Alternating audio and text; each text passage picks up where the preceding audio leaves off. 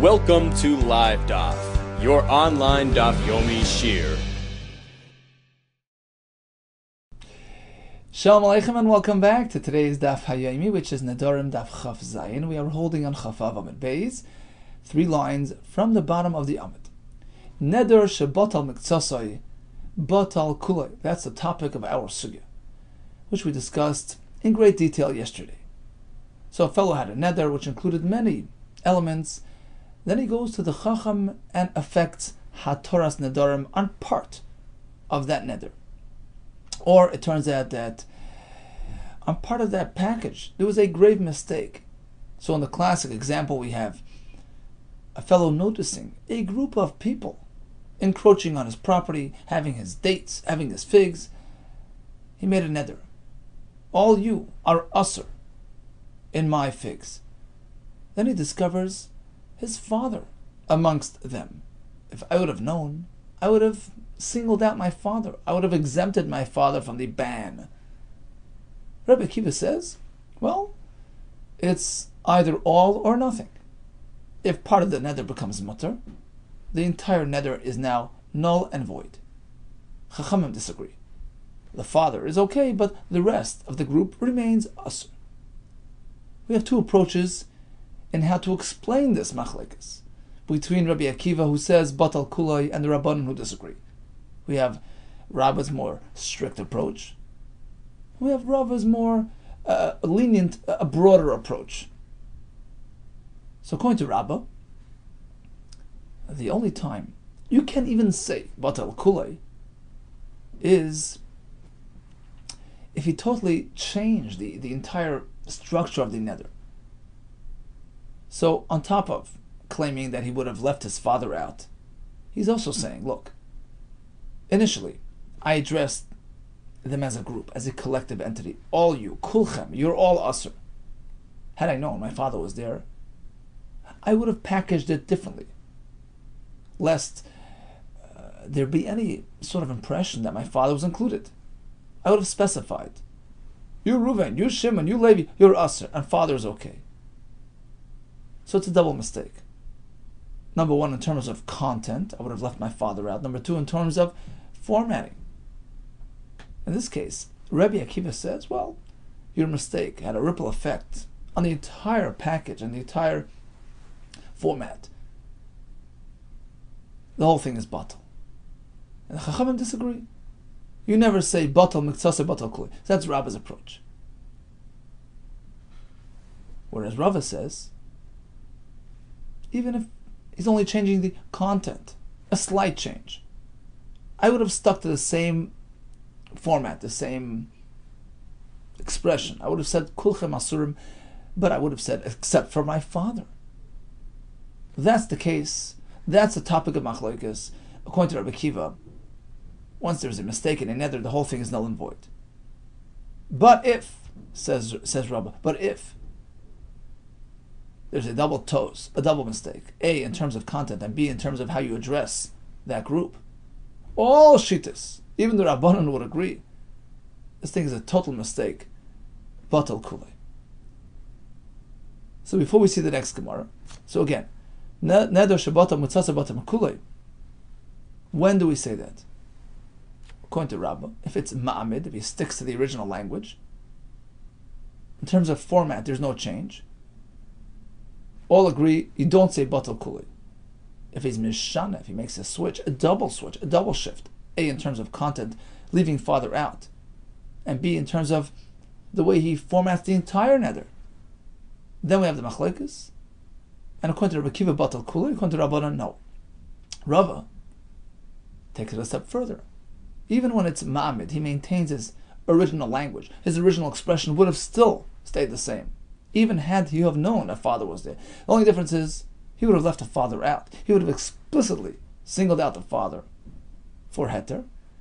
That's when we have the machlekes. According to Rabbi Akiva, the whole neder is batal. According to Rabbanan, no. But if it's mishana, he regrets the entire packaging of the neder as well. So it's a double shift. A, content, B, packaging. According to all shit, it's batal kulay. Says the Gemara 3 lines from the bottom of the Amid. Ravina had a kasha to Rava. So you're telling me if there was a total shift, all shittis consider the neder to be batal.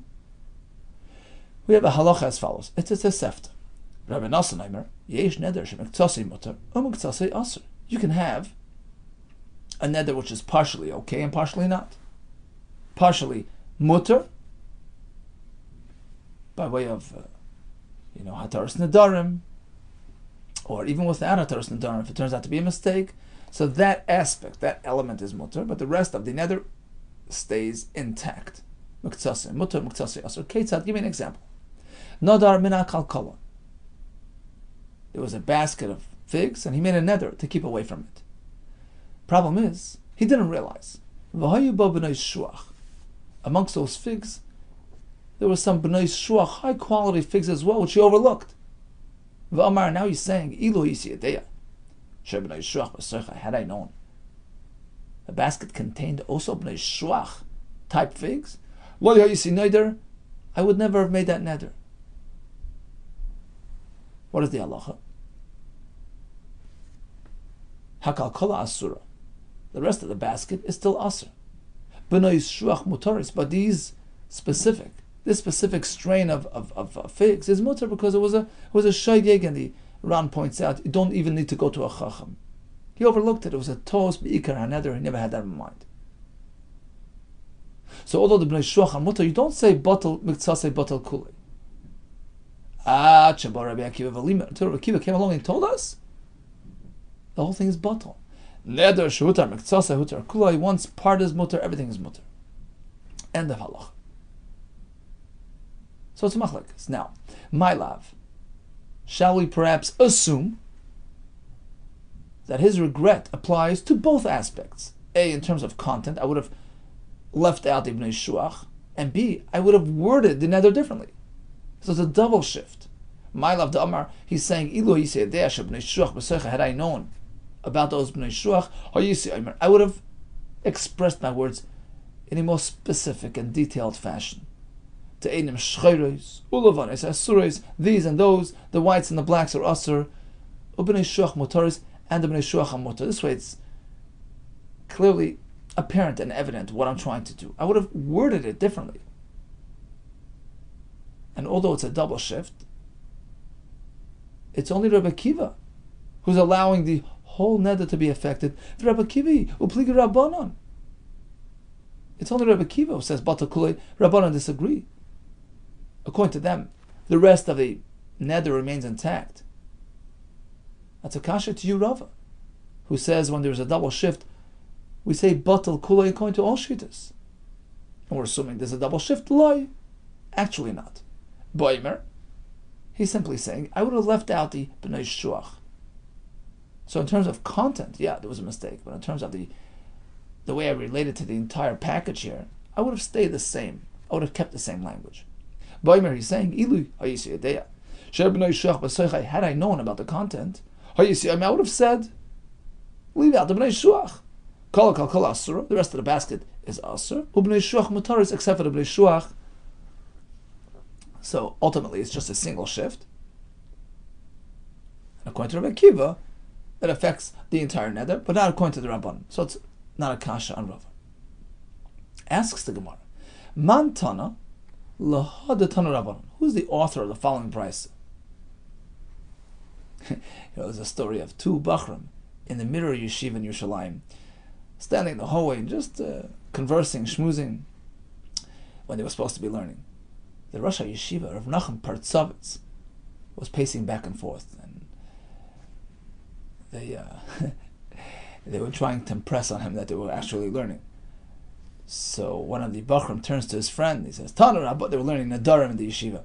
So he says, yeah, Tanu Rabbanon. You know the Gemara, Tanu Rabbanon. Rav Nachum, the Rosh Yeshiva, walks by, and he turns to them with a smile. He says, in the entire Meseches Nedarim, do you know that there isn't even one mentioning of the words Tanu Rabbanon? And he just continues walking. What a grasp! What a bekiyas! Now they told over the story to Reb Chaim Kanievsky, Shlita in Bnei Brak, that according to Rav Nachum Partzovitz, there is no Tanu Rabbanon in the entire Masechta Nedarim. Reb Chaim Kanievsky thought for a while, and he said, actually he's right, but there is one place in Nedarim where, although it's not Tanu Rabbanan, but it's Dit Tanu Rabbanan. One place. Nedarim Chav Zayin. Talk about encyclopedic knowledge. Man Tanu La the Tanu Rabbanan. So who's the author of the next brayso, which says like this? Nadar me chamisha bnei adam ke'echad. So he made a neder targeting 5 people as one group. I am usher in all you 5. And then something happened. Hutar le'echad mehem. He got a heter with respect to one of them. What is the halacha? Everything becomes affected. Everything becomes mutter. He undermined the entire neder. Hutru kulam, everything's mutter. So we're assuming that over here he's switching his, not only the content, but he's also switching the entire format. I wouldn't have made this person usher. I wouldn't have included him. And regarding the rest, I would have been careful to specify you, and not him, instead of using a collective term kulchem. So it's a double switch. So in fact, everything becomes mutter. But in the next case, chutz me'echad mehen, where he says, look, if I would have known this fellow was there, I would have said everybody's usher except for one, except for this fellow. So it's not a double switch. It's just in terms of content, not in terms of formatting. In this case, hu mutter, that fellow becomes mutter, but vehin asur, and the rest of the people are asur. So in the Reisha there was a double switch. In the Sefer there was just a single switch. Who's speaking? Who's the author? Is it the Rabbanan? Is it Rabbi Akiva? Well, it depends whose approach you're taking, Rabba or Rava. Ila Rabba, according to Rabba's more strict approach, Reisha, the first part of the brayso, which tells us a double switch makes a comprehensive heter, nullifies the entire neder. That's Rabbi Akiva, because that's his opinion. A double switch makes hutar kulei. The Sefer, part B of the brayso, where it's only a single switch, and therefore it does not affect the entire neder. Divrei HaKol, all agree. Even Rabbi Akiva agrees. A single switch is ineffective. That's Rabba's opinion. Ila Rava, who takes a more lenient approach, Sefer, part B of the brayso, that a single switch does not make hutar kulei. That's not Rabbi Akiva. Apparently it's Rabbanan, who are machmer in this case. A single switch doesn't make hutar kulei, but Veresha, the first part, it's a double switch, and therefore hutar kulei, that's the Riyakol. All agree. Even the Rabbanan agree, a double switch nullifies the entire neder. So bottom line is, the Ram brings halacha l'maaseh regarding the general question, neder shebatal miktsasa batal kulei, we paskin yes, batal kulei. And regarding this more specific question, Rabba and Rava, double or single switch, the Ran says we should be machmer like Rabba, who is the Rebbe of Rava. Now, the Ran does point out that he brings a taisvis that even when the heter on the specific element came about through a charota, that's also enough grounds to shake up the entire neder. So if a part of the neder becomes mutter through regret, that's also enough reason to nullify the entire neder. It's not only if it was a shegeg or there was a real pesach, even a regret, a charata is enough. But the Ran points out, this doesn't work by hafaras bal. A husband has the ability to obstruct, to disrupt, to cut away at his wife neder, to sort of terminate it, because that's going forward. That's mekanal haba. It doesn't really go back to the moment that you made the neder. In contrast to Hataras Nedarim, which is a retroactive system. So once you retroactively nullify one part, the entire building sort of gets undermined, and everything goes by the wayside. But here, by hafaras bal, it's going forward. You're sort of slicing away, going forward. That doesn't affect the rest of the neder. Interesting distinction there. Continues the Mishnah. Nidrei Einsen. This is going to be the fourth and final item on that list of the 4 nedarim which are mutter, totally mutter. If a fellow was affected by something beyond his control, the neder does not kick in. For instance, hidiri chavera sheyech letzli. The host extends an invitation. and uses a neder to threaten. You come to me for lunch, otherwise you're asr b'hana. The fellow wanted to come, but he was held back by circumstances beyond his control. V'chalahu, he fell ill. Ashachala b'nai, or his son. Ashikveinar, he was held back by a river. And the Ran points out, although these aren't, emergencies, you could have gotten around it. When you're unwell, you can still make it. Certainly when the son is unwell. Certainly when it's a question of hiring a fellow to help you cross the river. So each case has an additional chiddush over the previous case, as explained by the Muki Yosef. In all these cases, very basic, simple einisin, hareilu with nidre einsin, all these qualify as nidre einsin, and the fellow is not responsible, and his inaction, in this case, not showing up for the meal, doesn't trigger a neder. The Gemara will bring a similar case of a fellow who was preempted by an einis. Hahu gavra. So we have two litigants, two balidinim, in a bezdin. Reuven's claiming against Shimon. Shimon is defending himself. He has documents to back up his claim. And he says, look, I'm going to access those documents. It's going to take me some time to produce those documents. Give me 30 days. And in order to guarantee his return, to secure his return, he says, look, I have documents here which seem to back up my claim. I still need to confirm to get additional confirmation, which I'm going to find over time. Take these documents. He gives it to Bezdin. He says, take these documents, which sort of back up my claim against my opponent, and if I don't return within 30 days, it's null and void, meaning I rest my claim. You can take these documents and give it to my opponent. It's over. I give up this. How Gavra, there was this fellow, the Atfis, he handed over Zachvasa, his proofs, his documents. Bebeidina in the Bezdin. V'amar, he declares, unless I come back within 30 days, Levatlon, Hani, Zachvasoi, all these schusim of mine, which seem to back my position, should become batal, null and void.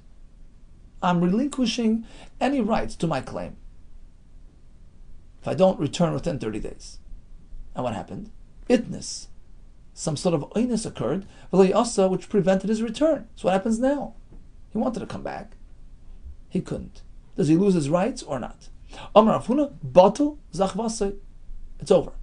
His zechusim are batal. Amalei Rava. How can you say that? Anusu. It's not his fault. You can't hold it against him. He's not accountable. V'anus rachmana patre, a person who's an anus, is exempt by the Torah. A girl who was involved in this activity with this man, it's not her fault. She was forced. Maybe you'll tell me when it comes to capital punishment, such as the arayis, the pasuk v'hitzilo or eda, the Bezdin is meant to pursue any sort of sechusim to protect this person. So Einus is applied there as well, but not when it comes to Dinei Mamonos. Are you going to say that? No, that's not. Look at our Mishnah. We use the Einus excuse even for Nedarim. But not Nidre Einsin. Hidire Chaver Sheichel Etzloi, right? V'chalahu, V'shechala B'noi, V'shekvei Nor. He's not responsible. Hare'elo Nidre Einsin. So why would your case of the Baldin be different? Now, we don't find that Rav Huna answers, and the Ran actually says he felt he didn't need to answer, because there was a simple distinction between the oinus of the Nara, where indeed it's not her fault, you can't hold her accountable for what happened, as opposed to this fellow. You should have specified. You should have said, look, I must return within 30 days, unless there's something that's going to hold me back, then I get an extension. He could have said that. And therefore, the fact that he didn't say that, in the case that he's not asking for that extension, and therefore, even if it was an oinus that held him back from coming, he loses the case. However, says the Ran, in the case of the Mishnah, even though he didn't specify, the one who made the neder, the host, did not specify, if you get stuck by the river, you're okay. we assume he did not have that in mind. That his guest has to come running and abandon his whole family to come join you for the meal. It's so pasha, it's so understood. That he's not trying to make it difficult for him. He just wants to have a friendly a meal with him. And of course he didn't mean to include oinus. Well, you ask, why didn't he say that? Because he wasn't thinking. It's not like the fellow in the bezdin who's relinquishing his rights, and he better think of all situations before he starts relinquishing rights. He should have specified. Lack of specification indicates lack of interest. But a host, you're going to lose. The neder is against you. Right? If you don't come, you're going to be asher my nechasim. So he didn't think of specifying this exemption, this oinus exemption. So lack of specification doesn't indicate lack of caring. So that's the distinction. So in any case, Rav Huna maintains, even if the oinus prevented his arrival at the bezdin, he loses the schusim, and Rava disagrees. Oinus is pater. That's the halacha. It doesn't relate to you. It's not your doing. You're pater. Asks the Gemara Kasha on Rava, or the Rava, who says that circumstances play a role in these types of cases. Why would it be different than the Mishnah? Husband issues a get to his wife. He says like this: I'm giving it to you now. It's going to be activated now if I don't keep the following condition. If I don't return within 12 months. Suppose they have no kids, or there's some other issue, and he doesn't want her to remain in limbo. If you don't hear from me within 12 months, you have a get from this moment. That was a condition. The get starts now if I don't return within 12 months. And he didn't return. But you know why? Because he passed away. On the one hand, he did not keep his condition. He didn't come. On the other hand, there was an inus. It wasn't up to him. What does the Mishnah say? Does the get work? Yes. Harei ze get. Amai wife ameinas itnis. It was an inus that prevented his return. Answers the Gemara, perhaps there it's different. Amri, the answer is, Dilma Shani Hasam, it's different, because he wants the get to be activated regardless of whether it was in his ability or not. The Yavayada, the miss, because had he have known originally that he's going to die in short order, he would have actually preferred to have the get given right then and there, right away. So that she's not a Yivama, she's not an Aguna. So he's perfectly okay with the get being activated, even though he was prevented through an oinus. Next question. Why would the halacha here be different than the other case? Once again, it's a husband giving a get, and he turns to the people, to the Edom, and he says, it's a 30-day arrangement. If I don't return within 30 days, it should be a get. Also, he comes running back, on the last day. Upaske Ma'abra. So there was a river there, and the Ma'abra, the crossing, the ferry, which was meant to ferry you across, was not available at that moment. And he's stuck on the other side. And he doesn't want to get. Amrlu, he's calling out, Chazuda Asoy, look, I'm here. Chazuda Asoy, look, I came back. Vamar Shmuel, Loishmei Masya. That's not called coming back. You're sitting on the other side of the river. You're still not you're not in the city. That's not. That doesn't count. What do you mean? Amai? Why? Vamenas anis. It's not his fault. He's stuck on the other side. He wants to come back. Inus is potter. Why would you activate the get? Answers the Gemara, no. Perhaps there it's a bit different than in our case. Dilma insa de megal yashani. There it's a known, it's a common occurrence. Everybody in town knows there's a ferry schedule. Sometimes you can get stuck on the other side for many hours. Uma'abra migli einse. This ma'abra situation is a very known and common thing. You should have specified. Mr. Husband, you should have said, look, the get will happen if I don't return, but give me an exemption. If I get stuck on the other side because of the ma'abra complication, don't hold it against me and wait until I come back. So that's a specific situation where the oinus doesn't work, but typically an oinus would discount what happened. So bottom line is, we had the case of the fellow who relinquished his rights pending his non-return. He didn't return because of the oinus. Rav Huna says, it's over. Asks the Gemara, okay, we addressed the oinus concern. The Ran explained for us, he should have specified. Okay, here comes another question. Rav Huna michti. Let's analyze the situation. Asmachta. This is the classic case of asmachta. Asmachta is the classic case. Is the case in the Sanhedrin is the Gemara speaks about a gambler. My horse wins, I get the pot. That's not asmachta. He's soymech. He's relying. He's assuming this and this will happen. Here as well, it's not really a legitimate, a real commitment. He's not really giving up his rights. He's trying to convince the Bezdin to let him go for a couple of days. So he's sort of guaranteeing his return with this, very strong stipulation. If I don't return, I lose. It's asmachta. He didn't mean it seriously. Asmachta, he was asmachta like kanya. That's not committal. Shani hach, here it's different. The mitzvasan, zechvasan. It wasn't just a matter of, look, if I lose, I pay. He already gave over, he handed over those documents. He did a masa, which indicates an absolute commitment. It's more than a smachta and it works. Really? Mitzvasan lev asmachta, when it's actually handed over into the possession of your opponent, that's not called asmachta. But now we have a mission. Mi shepara miktzas chayvai. So a fellow owed $1 million. And he paid back part of it, $500,000. So instead of rewriting the document, they decided, you know what? V'hishlish shtari. He gave it over to a third party to hold on to it in the meantime. V'amar, he said, look, I'm not going to, drag this out. I'm going to pay you in short time, in short order. In fact, I'm going to guarantee it as follows.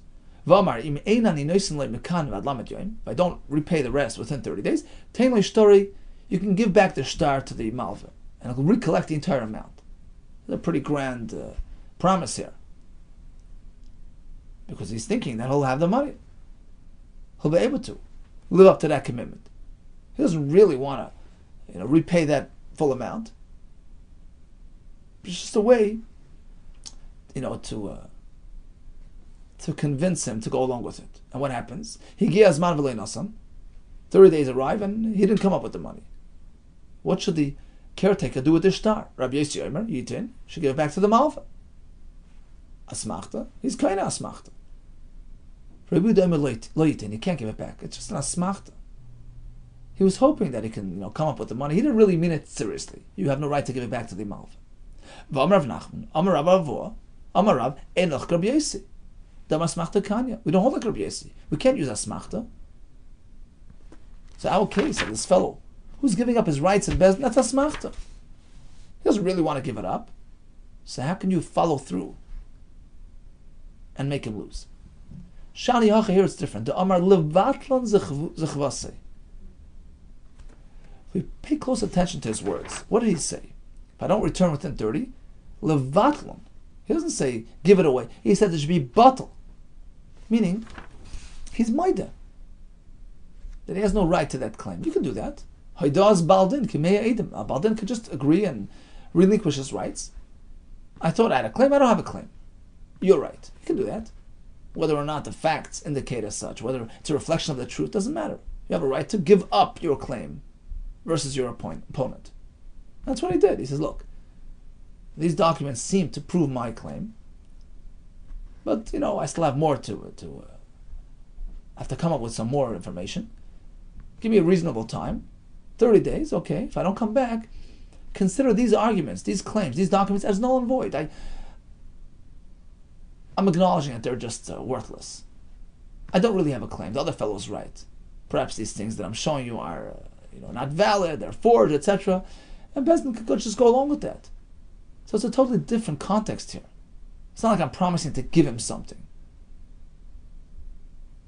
which in a smachta context doesn't really hold water. But here the Bezdin is just assuming that what he's saying is true. He's saying, look, I'm agreeing that the other fellow's right. I'm maida. these things that I'm showing you here, these documents, they're not really legitimate, they're not really real, they're not worthy of being used in the Bezdin. So once he does that, he gave up his right, and it works. The conclusion is asmachta kanya. Actually, we allow asmachta, v'udalei honest, provided that there was no some onus factor which generated that chain of events. It was something within his control. So if he promises even something which is considered asmachta that works, provided v'udu kana minei, there was a kinyan, the bezdin chashav, you needed a bezdin, a prominent bezdin who has the ability to make these serious monetary decisions. They have the ability to do that, and in that case, asmachta would work as well. So bottom line is, we had the halacha of neder shebatal miktsasa batal kulai. We had Rabbi's approach, we have Rabbi's approach, and we discussed the fourth item on the list of the 4 nedarim which are null and void, oinsin, and we learned even if it's not an absolute oinus, but even a slight oinus qualifies. He was meant to come for lunch, he was held back because of this or that, he's okay, he's pater. But a machlokes regarding the application of the din of oinus. So in the case of the Mishnah, we say he's certainly pater, he's not held accountable. What about these the Nara? Of course, it's pater, she's not chayiv for what happened. But in the case where the fellow promised to come back, otherwise what I'm showing you here is null and void. According to Rav Huna, we pick up on that, it's null and void. According to Rava, an oinus is an oinus is an oinus, we don't hold it against him.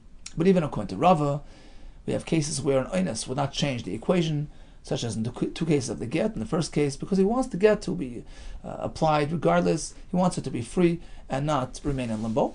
In the second case, with the mabra, it's something common. He should have specified. Lack of specification indicates lack of interest. He's not insisting on getting that tur oinus. He should have specified, and therefore, even if his absence or his lack of return was caused by an oinus of the mabra, we consider it to be a non-fulfillment of that condition, and the get is activated. Regarding asmachta, we said that the case of the bezdin here is not an asmachta because he's relinquishing his claim. He's being maida to his opponent.